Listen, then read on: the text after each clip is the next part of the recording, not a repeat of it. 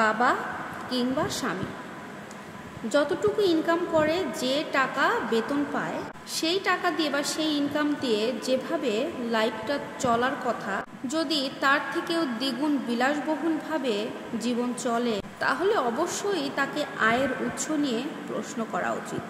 একটা কথা চিন্তা করেন না, যেই টাকা বেতন পেয়ে একটা ফ্ল্যাট বা একটা জায়গা কেনার জন্য তাকে 15 থেকে 20টা বছর সময় নিতে হতো, সেই একই ব্যক্তি যদি 2 বছরের মধ্যে ফ্ল্যাট কিনে ফেলে বা কোনো জায়গা করে ফেলে, তাহলে আমি বলবো সেই ফ্যামিলির প্রত্যেকটা নারী সদস্যদের প্রশ্নটা করা উচিত।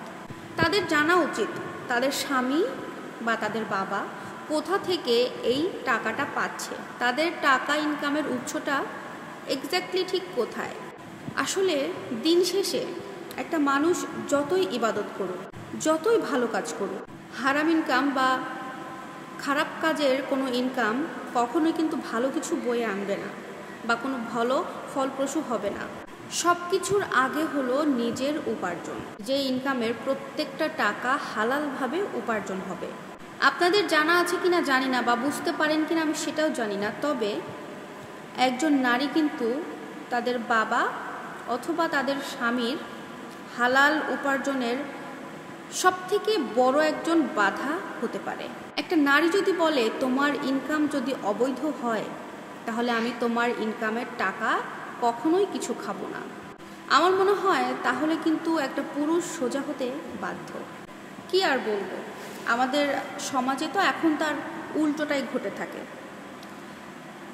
এখনকার সমাজে কি হয়, যে স্বামী বা যে বাবারা তাদের অবৈধ টাকা ইনকাম করে এবং তাদের মেয়েদেরকে, বউদেরকে একটু ভালো ভালো বিলাসবহুল জীবনযাপন করায়, সত্যি কথা বলতে এখনকার মেয়েরা তাদের স্বামী বা বাবার এই অবৈধ টাকা দেখলেই বেশি খুশি হয়, কারণ তারা বিভিন্নভাবে খরচ করতে পারে মন খুশি মতো।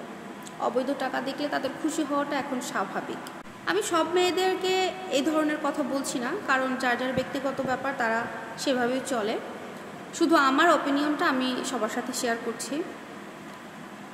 আপনার যদি এই ব্যাপারে কোনো সমস্যা না থাকে বা কোনো দ্বিধা না থাকে, তাহলে যেভাবে চলছে চলতে দেন, কোনো কথা বলার তো কোনো দরকারই নাই বা প্রশ্নই ওঠে না।